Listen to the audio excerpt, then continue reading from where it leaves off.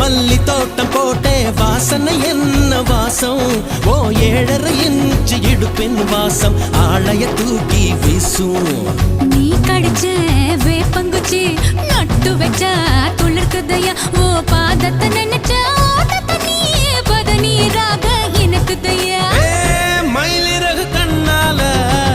மனசுக்குள்ள கீறியே கேழ்வரகு கூழாக